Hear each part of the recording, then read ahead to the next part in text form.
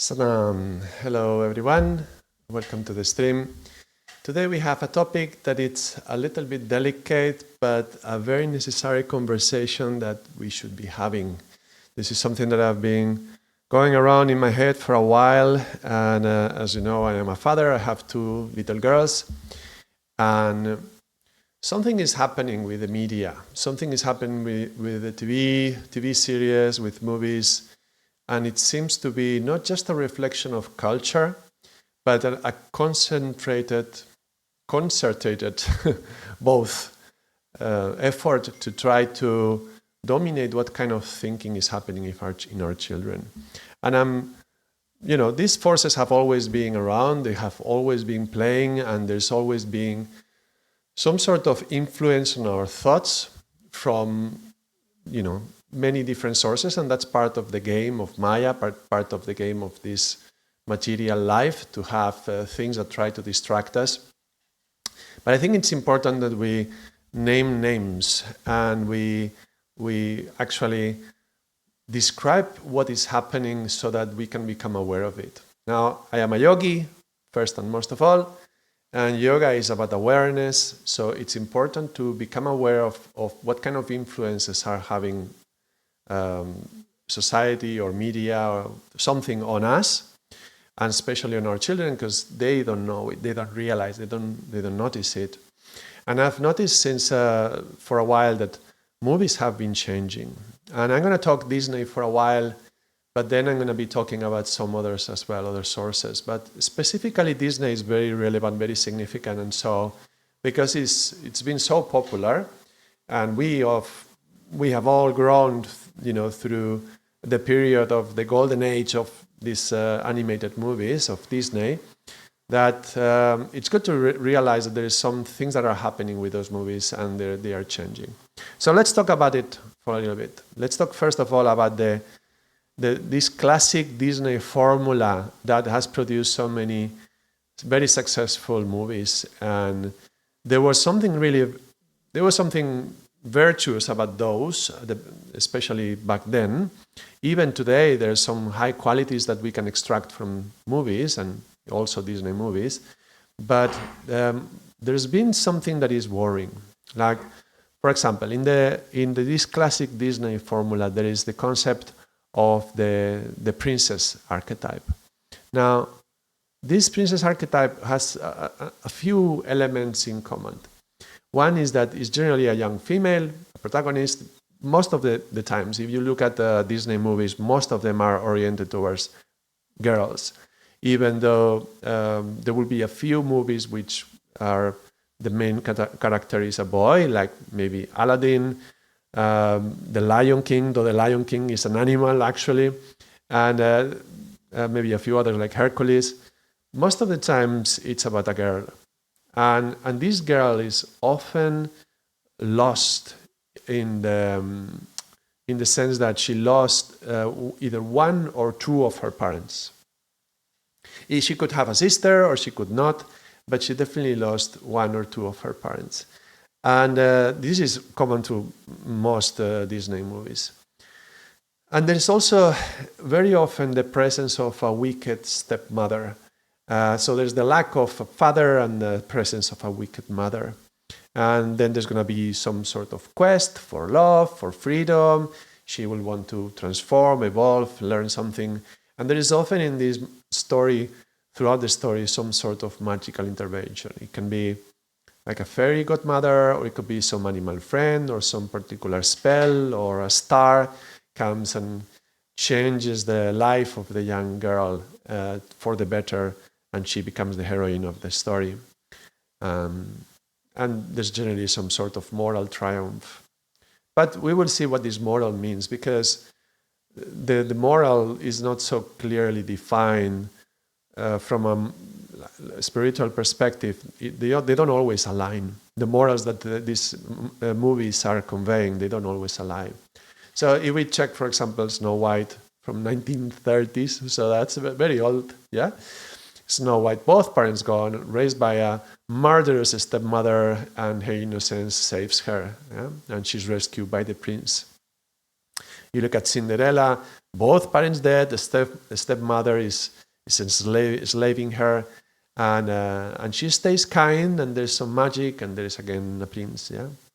Sleeping Beauty, again the parents are absent, and there is a curse. The Little Mermaid, that's quite unusual because her father is there, but he is not just an authority figure, but he is almost like a dictator. Yeah, and she feels totally controlled, so she has to go, be a rebel, and she loses her voice. She even gives up her voice to win love, which is kind of an unusual ending to that. And Beauty and the Beast, she's the misunderstood girl, and her father is well-meaning but weak, which is another interesting element that we find in most media.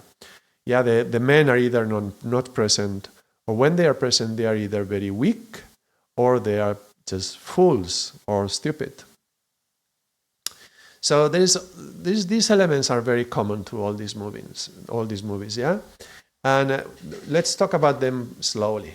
Now, this pattern of absent fathers or parents, absent parents, what is this conveying? This is from the perspective of the child. He may feel, or she may feel, identified in a way that we have to do things on our own.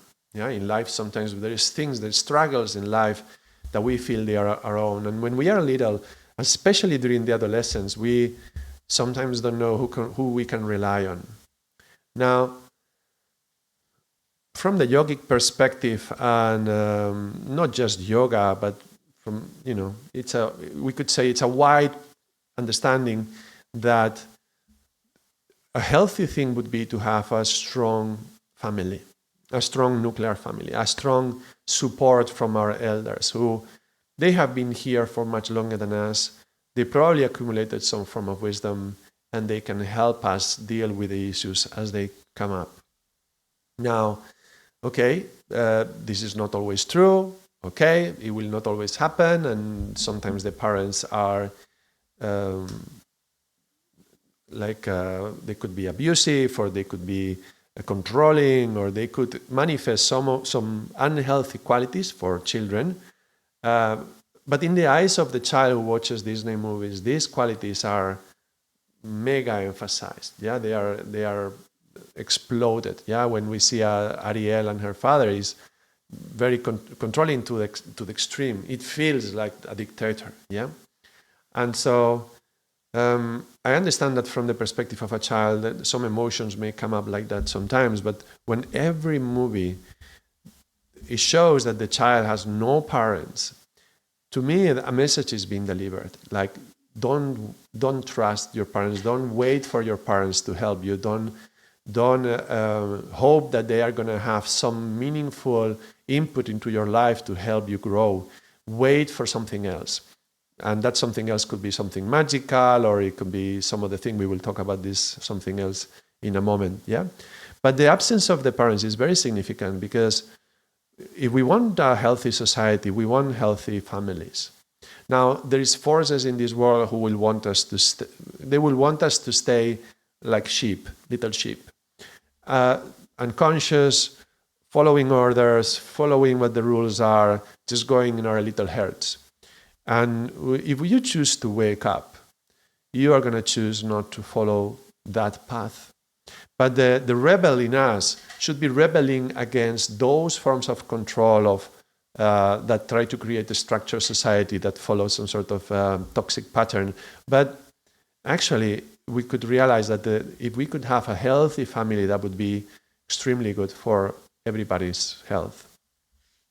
So what happens is that children who are growing up with this kind of movies where there is no parents, they start thinking they have to do everything on their own. And that could create all sorts of problems later on, including the problems to actually have a healthy a healthy family when they grow up. So we will see about that. But yeah, parents are killed. Bambi loses her mother. Yeah, the Lion King, the little Simba loses his father. I don't know, Mufasa or something like that. In Frozen, Anna and Elsa lose their parents. Yeah, in Encanto, the grandmother is there, but not the mother and the father. So the parents are mostly not there. And when they are, there is this movie Turning Red, like a red panda. My daughters used to like it a lot. The mother is, again, over-controlling, overprotective, and she's kind of wicked and evil.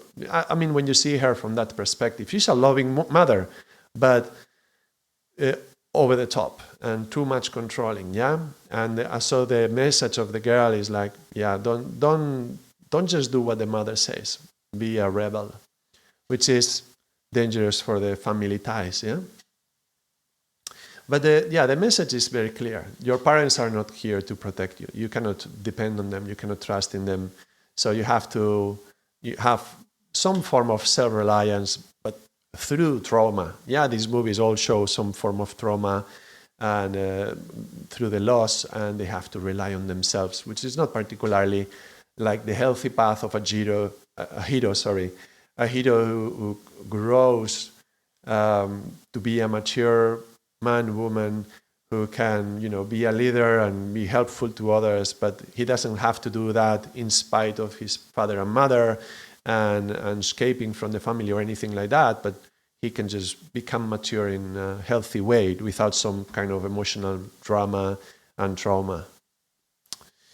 So that's the absence of the parents. Then there is the other aspect, which is the one that I first noticed more strongly in movies, which is that most men are portrayed like evil, like some form of toxic masculinity, or this either maybe too controlling or too corrupt or wicked in some way, or they are just fools and idiots. So again, the Little Mermaid, the father is too controlling, too much authority. Beauty and the Beast, the father is kind of very weak. Now I'm thinking my daughters used to watch Sophia the First, which is a TV series. And in that one, the main character again is a girl. Her mother, we don't know what happened to her real father, her biological father, but her mother marries a king, and so she becomes a princess, yeah? And well, this king will be kind of like bumbling around and like a little bit of an idiot, not really doing much for the story, never contributing in any meaningful way. And that's the adult male. There's another adult male, which is like the king's magician or something, and he is evil. He wants to take over the realm. So men are evil. Yeah, this is the communication. And when it's not evil, they are more like silly. I'm thinking now, Peppa Pig, as much as I used to love the cartoons of Peppa Pig when my daughters were little, well, the Daddy Pig is mostly the butt of the jokes, yeah, or the recipient. He's well-meaning, he's very lovable, he's very nice man, he can, he's very good laughter, but he's mostly like quite inept. He doesn't know how to do things most of the time, makes mistakes, and he gets lost and somebody has to rescue him in some way. But if we look, other kinds of TV series are like this as well. And this is not only about Disney, okay? Disney is not the only problem. If we watch even The Simpsons or Family Guy, right? The father of the family, they are very lovable, but they're mainly idiots, right? So where is the intelligence? Where is the character? Where is the leader? Where is the masculine traits that are something that one would want to relate to? As a boy watching TV series, he wants to develop. As a girl, she wants to have some healthy relationship to some adult male. Well, these are not present in nowadays TV series or movies. They are mostly gone. And when there is some capable, intelligent man, generally turns evil or corrupt. I'm thinking of Wish, for example, right now, supposed to be a very wise king, loved by many, with a wife, his queen, and everything is going well until, something happens, and this king who has the capacity to grant any wish, he becomes the villain, and he's possessed by some sort of spirits or some demonization, and he starts to be too controlling. And the main character of this movie, she's the young heroine who has to overthrow the king. And it's quite disturbing that, first of all, the wrong thing that this guy did is not to grant every single wish. And you think, well, hold on a moment, because, that's a very idealized image. As a child, you have dreams and you have things that you want to accomplish in life, but it's part of maturity, part of growing up, to realize that not every dream has to be satisfied, not every dream has to manifest. And actually, my goodness, if every wish was satisfied and manifested, what will happen with our lives? And it's actually wise to be able to choose which wishes to manifest or not. I understand in the movie it's not portrayed in this way, and the wishes are chosen so that this king benefits for himself. But, if he was very well loved, how come his wife, very quickly, as soon as these things happened, rather than try to help him, try to, get away these demonic forces that are attacking her husband, she very quickly goes against him and puts him in the dungeons, right? I mean, that's like, oh, wow, my husband turned evil. Okay, let's put him in the dungeons. It's like, what? What happens, no? So, yeah, so the men are mainly either idiots or they are evil. That's quite terrible. Even the women, like the stepmother, the wicked stepmother, are also like evil, right? So from the perspective of children who are watching these movies, the message they are getting imprinted every time is, don't listen to your parents. They don't know what they are doing. If they are there, yeah. So here comes the idealized female young hero. And I say female because most of these movies are focused on women, yeah, on girls. And some of them, one of the amazing things is they don't even have a growth in the movie or in the story. They don't have a character arc, it's called, yeah? They don't have a hero's journey where they start from one place and they have to mature out around their own weaknesses into adult, empowered females, which you would want them to do that, right? And I want my daughters to be like that. But you want this growth to manifest in some way. Well, many of these stories don't even show that. They don't even show that, and they don't show the challenges that a girl will have to go through to mature into an adult woman. If you see some of these characters, they are perfect from the very beginning. You look at, for example, Moana. I'm going to say a lot of names of movies today, but yeah, Moana. I've been watching a lot of movies. When you have two girls at home, it's inevitable. Even though they don't like watching too many movies actually, but you have to. The movies are around, so you watch them anyway. Moana is already kind of perfect, and she disobeys her father, and she follows her intuition, and ends up saving the world. And by doing that, she proves the adults wrong. Well, that's not a great message to convey. Okay, she knows better than everybody, so follow your intuition. And I mean, yes, we say in yoga, follow your intuition, but that message is not 100% very aligned, yeah? Elsa, she has a lot of repressed emotion, and part of it comes from the parental advice, because they tell her about her powers and so on. She embraces that repressed emotion, and so the independence comes from the empowerment of releasing that emotion, letting it go. But letting it go for her doesn't mean let go of the pain and just forget about it, but it's actually manifest the emotion. So let the emotion come up. So emotion overrules wisdom in some ways, though that's not great. I mean, it's not great to suppress the emotion, repress the trauma, definitely. But I'm not sure the way that she's releasing it is that healthy. I'm not sure about that. Then there is the movie Encanto. I mean, look, many of these movies are quite lovely to watch as well, and they have some nice qualities and some nice songs and some beautiful things to see. But I think we have to point out the things that need to be spoken. Yeah, these hidden little elements which are causing the conflict in our children's minds. I think that's the thing that needs to be pointed out, because we talk enough about how nice are watching some of these movies. But anyway, Encanto. Well, the main character, she sees what others cannot see. She realizes that she has a special vision, yeah? And again, she's already kind of perfect in a way, and she manages to heal the whole dysfunctioning family, and she recognizes her wounds and just heals everybody through that, even her grandmother. So again, the communication is that the children are pure and perfect, and they know everything and don't pay attention to the adults. Even the grandmother, right? The one who is supposed to be wise. Don't listen to her, you know better. That's the message, yeah? The same with the red panda thing, the Turning Red movie.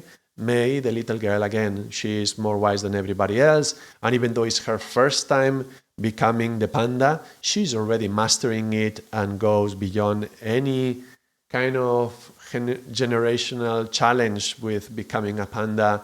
She just accepts the wild side and is much wiser than anybody else, no? So, okay, youth is better than age, and emotion outweighs wisdom. This is the message that we are getting, and that's called female empowerment. Excuse me? Really? Is that it? Is that feminine empowerment? Okay, well, I'm not sure about that. So in a way, there's some turns into the qualities of the gender, that from the feminine, which was supposed to be like innocent, but also needing rescuing, into the modern stories in which the feminine is the rescuer and the savior and the strong. So in a way, it's telling, look, you used to need a prince, now you don't need any prince. So now you don't need a boy or a man or a father. Just don't worry about that. You're just fine by yourself. And so that's, imagine what kind of couples are going to come out of this. Yeah, and also the boys who are watching these movies, what are they getting from that? Yeah, what is the message that they get from that? But it's not just this TV. I was just thinking now about Star Wars, because boys, watch some Disney movies as well. I remember enjoying Aladdin and The Lion King and all this. But Star Wars is kind of mythic. Yeah, it's very, very strong, especially for boys. And there's been a major change in Star Wars since it was acquired by Disney as well. And I think it's very significant because, look, these are the guys who are controlling a lot of the media that reaches our children's minds. And this is what they do with something that has already been established. Star Wars is like the archetypal hero's journey. You can see it in Luke Skywalker, right? And the whole path. Well, in the new generation of Star Wars, Luke and Han Solo are a disaster. They are insecure. They've made a lot of mistakes. They are trying to go away from society because they are a mess. They are a psychological mess. They are old, and they're just quite repugnant, really. And when you come across the beginning of the new movies of Star Wars and you see these iconic male leaders that you could recognize very healthy qualities in them, and they had to grow to get them, right? From the beginning of Star Wars to the end of the first era. And you see, well, these characters have grown. They matured. And now we have these, funny and slightly flawed, but also quite recognizable human qualities and virtues in them. Now in the new era of movies, it's like they are absolute mess. Also the Indiana Jones series, it was taken, and then Indiana Jones is like a mess again. So the same thing is happening. And then, okay, what about the female characters? Well, then we have Rey, and she is absolutely perfect. Just from the very beginning. Luke, from the very beginning, he has to really battle with his own demons and really try to develop his mastery of this thing called the Force and being able to move objects and have a lightsaber. Well, Rey, from the very moment she holds one, she's already better than one guy who has been trained for all his life to hold that lightsaber. And so it's like, okay, she's already perfect, right? I mean, there is no growth. And another thing that was, this is reminding me, is when these older Disney stories where the girl just holding on to her purity, and there's all these issues, all these problems, and suddenly by magic something will, solve her problems, and she will become the leader that she has to be, or free herself from the tyranny of her stepmother or something like that. Well, if what we are saying as well is that, look, magic will solve all your problems. It's even called Disney magic, right? And well, okay, what about discipline? What about hard work? What about commitment? What about having to go through tough times? If you make the girls, these heroines in the stories, already perfect from the beginning, or they don't need to be perfect because they will have some perfect magic appear in the right moment to solve all their problems, what are we teaching our children? Just wait for the magic to happen? Just hope? Because that's a very nasty message. Just wait. Things will work out. Hold on. What if they don't? Can we do something about it? Can we grow somehow? Maybe we will need to work for it.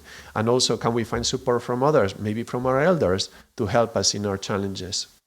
So, yeah, I feel like I'm here ranting about all this, but yeah, I mean, watching all these movies with my daughters is really painful in a way, because I also see how much they enjoy them, and especially the songs, they are a lot of fun. Okay, how about this is a big one? Yeah, modern movie, K-pop Demon Hunters.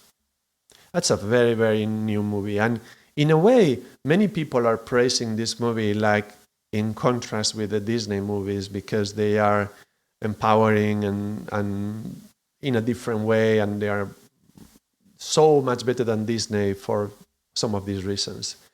And look, I enjoy the movie and I enjoy the songs, and they are really catchy. They really go into your brain and they stay golden, yeah? So they've managed to create really good music. The visuals are stunning. The animation is really great. But here's the issue with that one. It's all girls again. There's no father figure.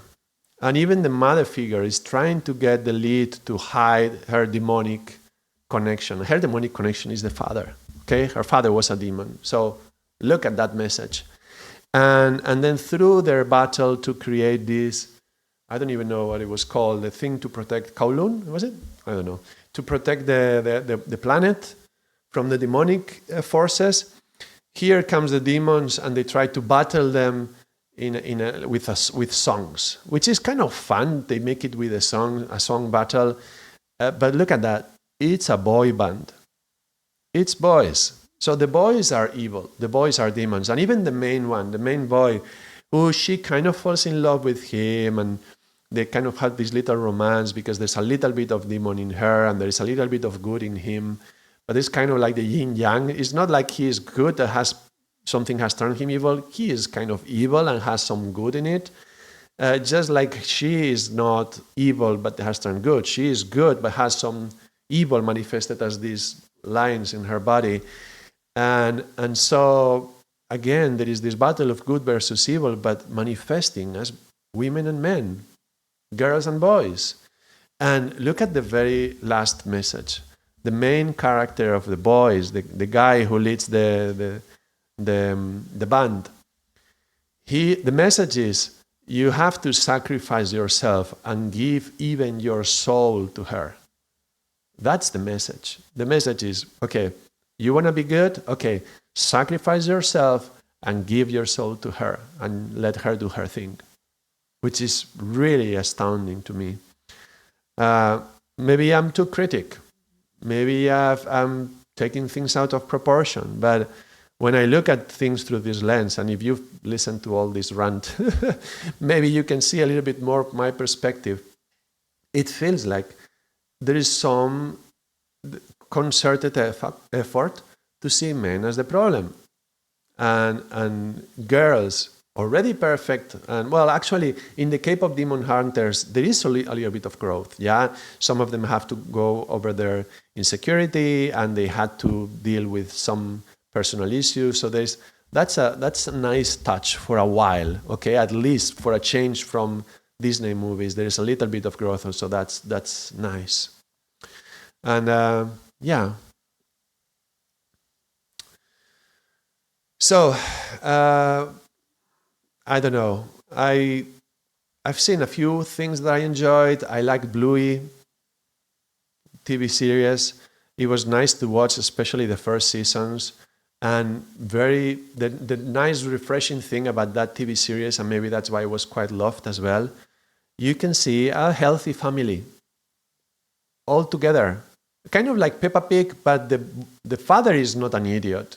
The father is an intelligent guy, and he plays lots of games with the children, but he's capable. He's a capable man. And that was really great. I think the last seasons were not even bought. So at some point we were subscribed, and I think it was in Disney, and we were hoping to get this next seasons, and they stopped buying the new seasons probably because it doesn't go with the line of thinking that they want to communicate. But that was a good series. And so now when I want to watch a movie with my daughters, I try to bring them back to some classics, but classics not from Disney. I go to Studio Ghibli and watching some classics from Japanese animation. And they are also girls who become heroines, and they have to overcome their challenges to grow. But there is not this strong image of the father as being evil and the mother not being there. Sometimes one of them is not there. Sometimes the parents are not there because the girl has to go through a little journey by herself. But at least they are not portrayed in such a way. Yeah. So anyway, that was my ranting for today. I think it's enough. But I want to know what you think. I really do.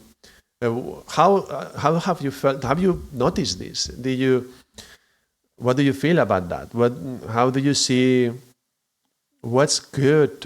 What can we show our kids? Which way can we communicate our kids this great way of maturing and becoming adults, and yes, self-empowered men and women? If we don't learn to do that, we are never going to come out of this vicious cycle. Yeah, because the children will not know what it means to be a boy and a girl. They don't know what it means to be a man and a woman. Then they try to get together. They don't know how to function as a couple. And then we have a dysfunctional new family with the kids even more susceptible to these kind of messages. So it's very easy to get it wrong, and it's very tricky to get it right. So I'm wondering, what tools do you use? What kind of movies do you watch? What do you let your children watch? Or do you let them watch anything and just be conscious about it, which is what I do with my daughters? We watch anything, but then we discuss it, and I try to explore my point of view as well and see how they react to that. But I'm interested about yours. Anyway, thank you very much for watching. Thank you for any comment, any subscription, any sharing, and for the members of the channel as well. Until next time, Salam.